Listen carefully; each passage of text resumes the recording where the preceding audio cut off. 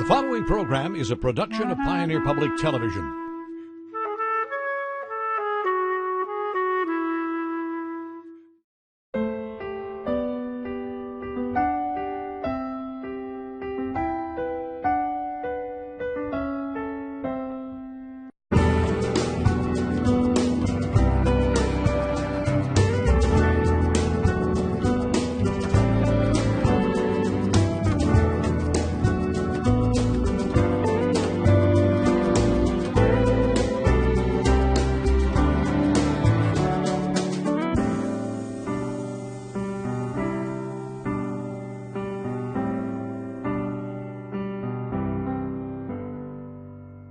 Hello and welcome to Compass, a new production from Pioneer Public Television. I'm Les Heen, your host for Compass, and this is a weekly discussion of public policy and important issues facing our viewing area. This week we will discuss how buffer strips are affecting the region's soil and water conservation efforts, not to mention what sort of rules and regulations are tied to those issues. We will also touch on what efforts are being made on farmers at the legislative level. First, we have the story of how one farmer from Walnut Grove has seen the benefits and results of buffer strips on his own land. We'll also see some tips from Redwood Soil and Water Conservation District on how even non-farmers can work on their conservation skills. Here's a report from Pioneer's Laura K. Prosser.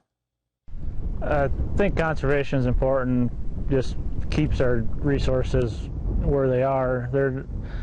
Don't remake soil very fast. It takes generations to build back your soil, and if once we lose it, it's gone and it won't be back in my lifetime. There's a lot of things that people do already that they probably don't even consider conservation, but they're doing it already just as a normal farming practice.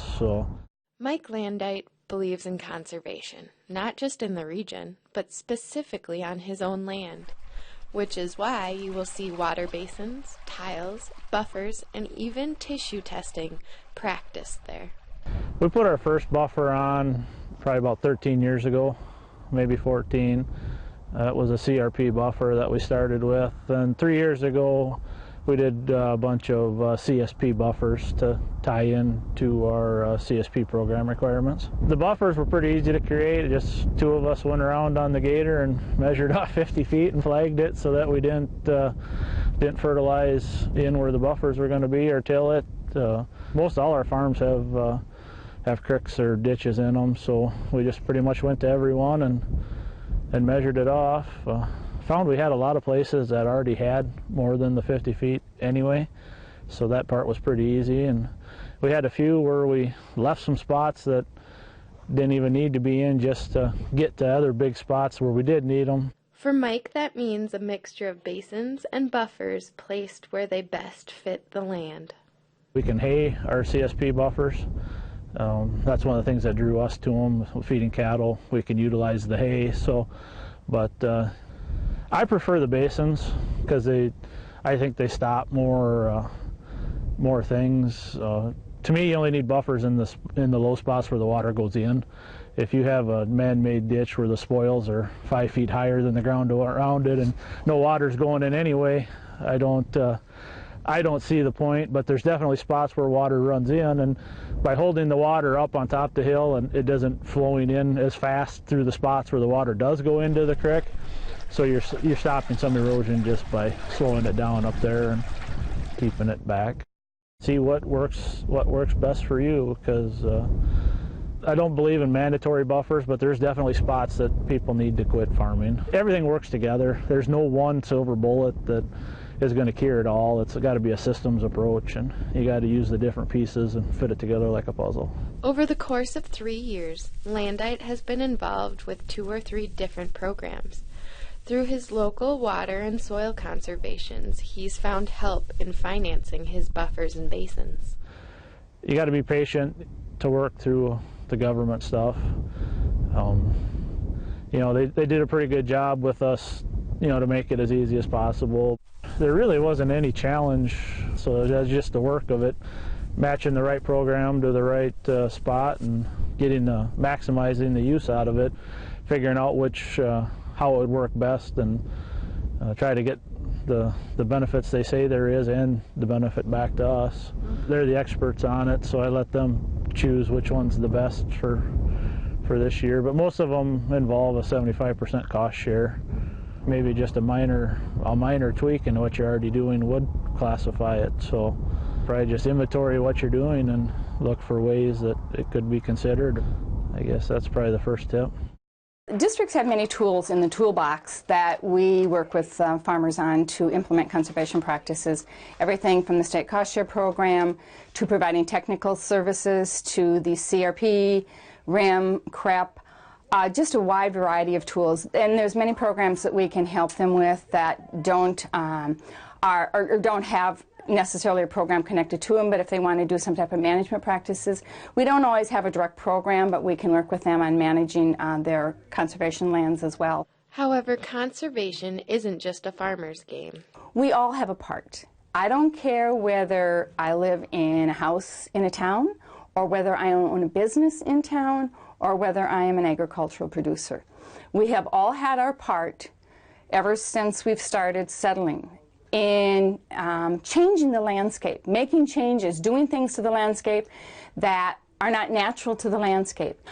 In particular, the impervious surface, if you get a hard rain and you have a roof or concrete or whatever, you know that that area, the water's going to run right off it. It won't absorb it. And so you need to make certain that when you have those surfaces where the water's going to run off, you either have a holding pond or you have some type of grass strip so that when it runs off the impervious surface, because it's going to carry the salts, it's going to carry the oils and all that from the concrete. So therefore you need to make certain that you have some type of area, holding area that stuff can go to rather than the direct, because it's going to get to the direct surface water at some point in time.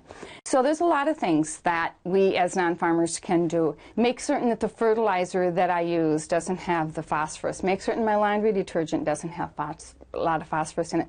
Make certain that my cleaning supplies are very environmentally friendly. Recycling.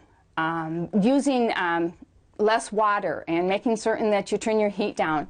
And so we look at the fact that farmers have their way of helping with the environment, and we as homeowners and businesses have our way of helping. It's just two different ways of working to make certain we protect the environment.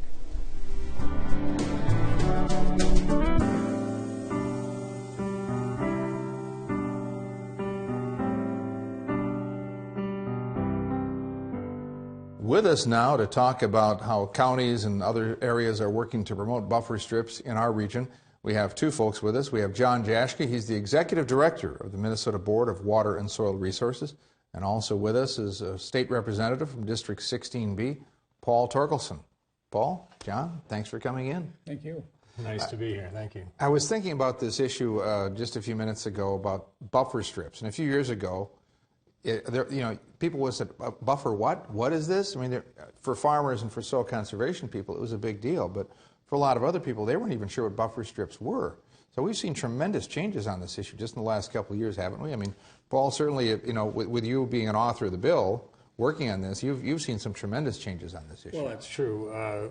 For people that don't understand buffers, I like to call them grass sideburns. You put grass sideburns on your ditches and streams to help control water quality. But they're really not a new topic. In fact, there are lots of buffers in place all across the state of Minnesota. They're somewhat scattered, but this legislation will make it a little more even landscape across the state. Yeah. And of course, in your work at the Board of Water and Soil Resources, you have heard, this is of course no new issue to you, and you've seen, I suppose, a change from people talking about 16.5 foot buffer strips to wider strips. And so how has this issue changed in the time you've been watching it? Well, buffer strips are a conservation practice that have been around since the 1940s, so it's not new technology and it's not terribly complicated. Buffers have been a very important part of protecting water quality, since that time, when people identified the fact that they could both hold the bank together when the water's flowing in the channel or the stream, and they can also provide a filter as the water comes across the land and enters the stream. And so it's a very important practice, but it's not the only one. There are other practices, too, that can also achieve those same kinds of benefits. Sure. And we should mention, of course, that a big reason why this got a lot of attention in the last couple of years is, of course, Governor Dayton announced his idea about 18 months ago, I think now, about 50-foot buffer strips on waterways. And once that happened, then I suppose we had a fairly long and involved process, as I recall, over the last year or so. And is that the right amount, or should buffer strips be in some places at that length and not in others? And Paul, I know you spent a lot of time on this. So where are we today? Well, we certainly did spend a lot of time on it. And you might recall the governor had some meetings across the state prior to session last year that really highlighted, as a result of those meetings, highlighted how controversial some of this is. And so that was kind of the groundwork there that was laid that helped us understand how it would affect the rural landscape. And we moved forward with discussions, myself and John and Representative of the DNR, working on some language that we thought would work. We kind of got it done at the last minute, and I fully expect that we will be doing some repair work on that language this coming session to really tighten it up and make sure that there's a clear understanding of what's expected as a result of this legislation. So what are some of the key takeaways? I mean, since the last session ended, I know you've been talking to farmers and community meetings, and what are some of the key takeaways of the legislation as it ended last session? Well, the first key, I think, is that it's focused on water quality.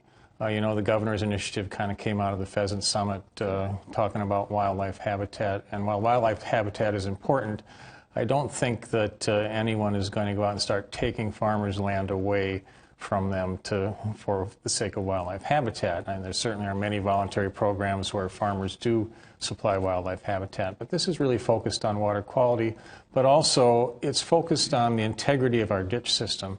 Our drainage system, surface drainage system in Minnesota, is vital to the success of agriculture. We can't grow our crops well if we don't have land that's well drained. And part of that drainage is through the ditch system. And buffers not only protect the water quality of the ditch, they also protect the ditch itself. Because if you get too close with your equipment and start plowing up the top of the ditch, you're going to cause some severe damage to drainage ditches. These buffers will give us that setback that actually protects the ditch itself.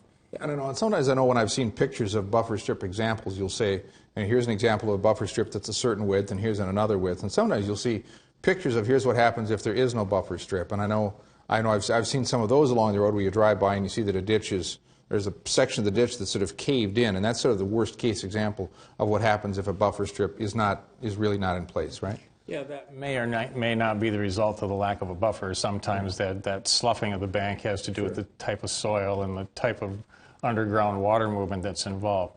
But buffers do have the potential to help protect the integrity of these ditches and also improve water quality. Now, targeting, of course, is what we would like to see. Put the buffers, the right size buffer, in the right place to get the job done. The one-size-fits-all is really not the best use of our land and our resources. That's why you'll see some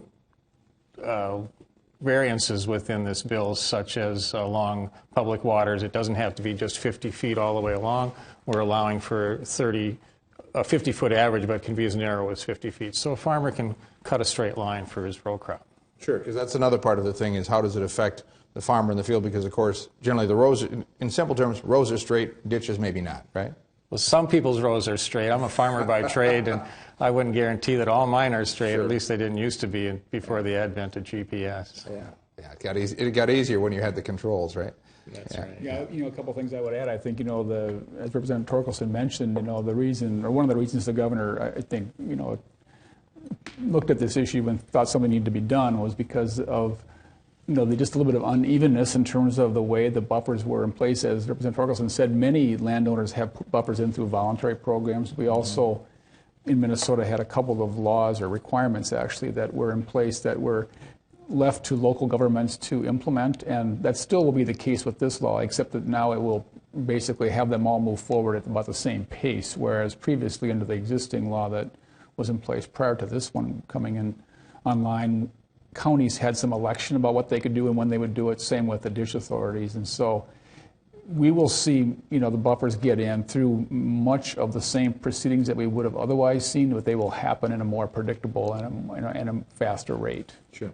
Now, I know there have been many public meetings that have been continuing since the session ended, and one of the things that you have to do, either one of you, and that is clear up misperceptions about what's in the law, what isn't in the law. So tell me as you talk to people, what are the misperceptions? I mean, what are people telling you, or what are they really confused about that would be good to clear up? Well, I think it's really important that we realize what this bill is designed to affect, and that is public waters, but not just any public waters. It's the public waters that are on a public waters inventory. Back in, I believe, the 70s or early 80s, the DNR went through a process where they identified a public waters inventory in the state of Minnesota. That process included vetting, where landowners and county officials looked over these various waters and determined which ones needed to be on the list. So we kind of know what that inventory is, and that's a good starting place to work with that inventory of public waters. On the ditch side, we're working with the public ditches. Now, those are the ditches that are overseen by either a county board or a local water authority. And again, we know what that inventory is. The governor wanted to move quickly on this issue, and to move quickly, we need to know exactly what we're dealing with. If we deal with an inventory that we're not sure where it starts and stops, you can just imagine the difficulty of working with landowners when you're not sure what's going to be affected. So in other words, you could imagine somebody will say, well, how accurate, is this area versus another area? And it would be, way too difficult to try to map out massive areas at once and sort of remap the state, right? So, that's kind of the idea, is work with the best information that we have now. Is that sort of what it is? That's correct. These public waters inventory is held at the state level, and we know what it is. The ditch information, the public ditch information, is really held mostly at the county level. Sure. And it's in a variety of forms. In some cases, the counties have already digitized this information and it's readily accessible.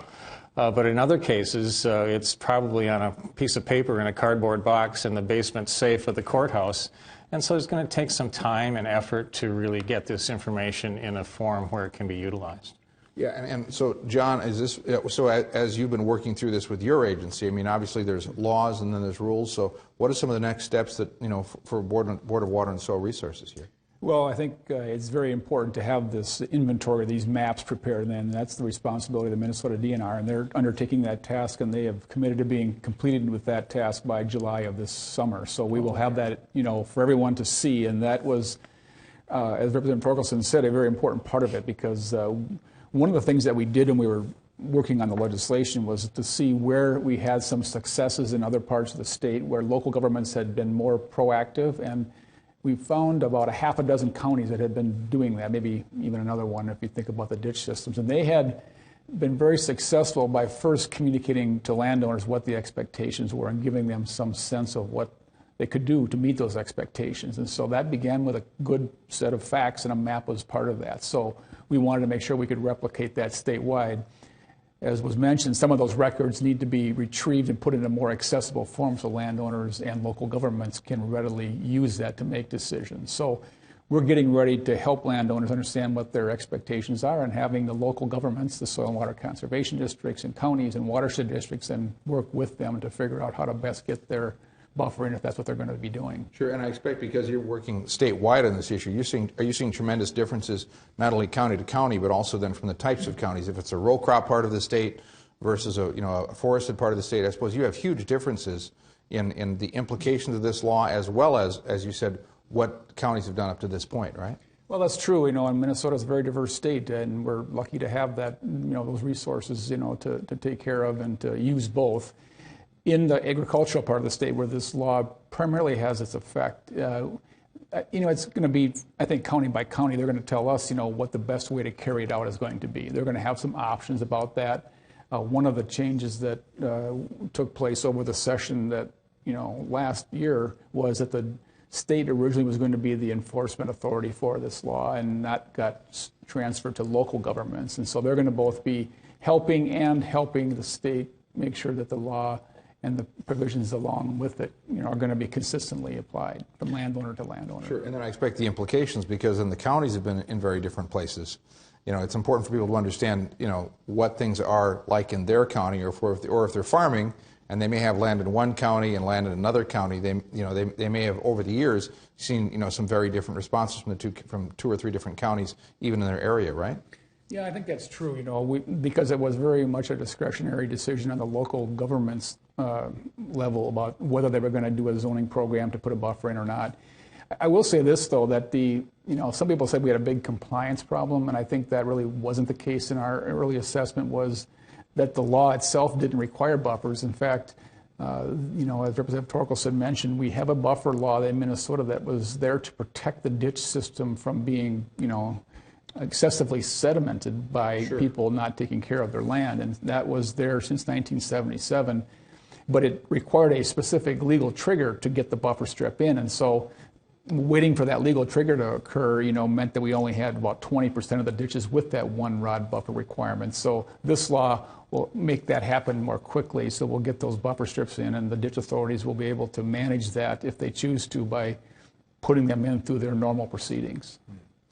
A very important part of this work was the local control issue. We felt it was very important that counties and local drainage authorities be the ones that had the authority. We also depend heavily on our soil and water conservation districts. They will not be buffer cops, however, but they have the technical expertise to go out and evaluate the landscape and get these buffers installed where they really need to be.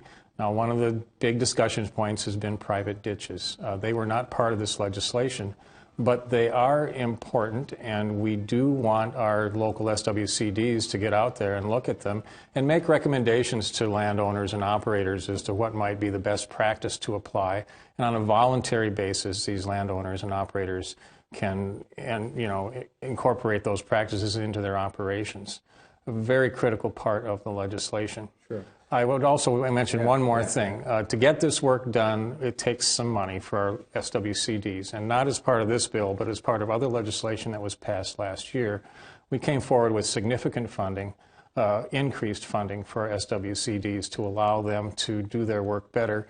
And we're not granting it out to the best ones. Most of it is going out in a blanket form. So we're going to try and again, even that playing field so that all counties have the resources they need to do this work well. Yeah. So it sounds like from that, though, that a part of this huge thing is not only the training, but then also the education, where landowner may not have been familiar with it, may have had some understanding of the issue of sedimentation and buffers to protect the ditch system itself, but perhaps not so for water quality or what their options are for what they put on it. So is there going to be a huge phase of this just being education of landowners and farmers and also local officials on what they need to do next? Is that the next big thing here? Absolutely. I contend farmers kind of know how to farm. They don't necessarily have the technical expertise to know how to maintain their ditch banks and river banks because it's not something they do on a regular basis. So getting this technical expertise in place at our county level will be a great help. It's really important that we maintain that landowner and operator cooperation. If we alienate those folks, it's really hard for them to step forward and do what they need to do. But if we work with them hand in hand, I believe we'll make great progress on water quality here in the state of Minnesota. Yeah. Well, and so in addition to the education piece, then, between now and the end of May, when the Minnesota legislative session ends, of course, there'll be some more discussions, some more refinements looking forward to try to figure out, how do we need to change this a little bit or tweak it. So any really big changes you think over the next few months? I would not say really big changes, but I do believe we will have some clarifying legislation. There's a lot of questions out there, some issues that we didn't think about that have come forward, and other issues that just weren't as clear as they needed to be in the language of the bill. So I believe we will prepare and pass legislation to make this as clear as possible so that counties and landowners and operators really know what's expected of them.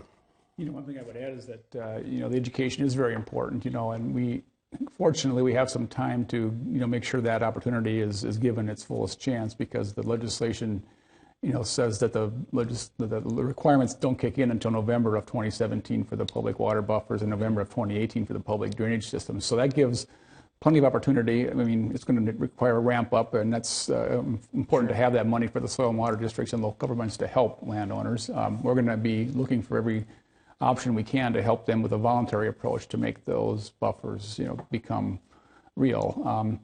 I should point out, too, in those half a dozen counties that we talked to before the legislation was passed, they had, I think in the case of Olmsted County, which of course is in southeastern Minnesota, they told me that they had 470 some landowners that they had communicated with about the expectation to have the buffers in, and that they ended up only having 2 of them that they actually had to go through a compliance or enforcement action on, because the landowners, once they understood what the obligations were, they found a way to get it done. So if we can achieve that same kind of rate of compliance, we'll be doing very well. Good, good.